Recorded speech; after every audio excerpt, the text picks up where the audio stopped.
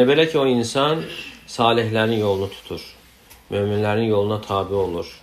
Namazları ağır görmür, çətin görmür, salih əməllərə həmçinin ağır bir iş hesab etmir.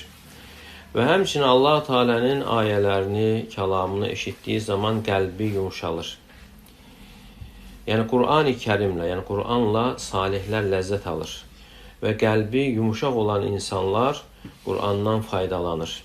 Allah Teala buyurur: "Ləv ənzəlnə hədəl Qur'anə alə cəbəlin lərəaytəhu xaşi'an mutasaddian min xəşyətillah." Əgər biz bu Qur'anı dağlara nazil etsəydik, sən dağların qorxduğunu və Allah qorxusundan yarıldığını görərdin. Və tilkəl əmsəlu nadribuha linnəsi ləalləhum yetəfəkkərun. Yəni biz bu misalları insanlara çəkirik ki, onlar təfəkkür etsinlər deyə. Yəni mömin insan Allahın kəlamını, Qur'anı eşitdiyi zaman qəlbində qorxu yaranır və həmçinin Allahın kəlamından ləzzət duyur və Allahın ayələrində dayanır, mənalarını düşünür və Allah Teala'nın nə istədiyini fikirləşir.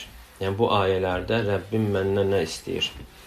Yəni müminin qəlbi ayələr eşitdiyi zaman duma'ninə, yəni rahatlıq, sükunət əldə edir və gözəl şəkildə fikirləşir və ayələrin fəhmi haqqında gözəl şəkildə düşünür və ona oxunan ayələri düşünür və müti olur, qorxu yaranır və bilir ki, bu ayələrlə danışan Allah Teala'dır.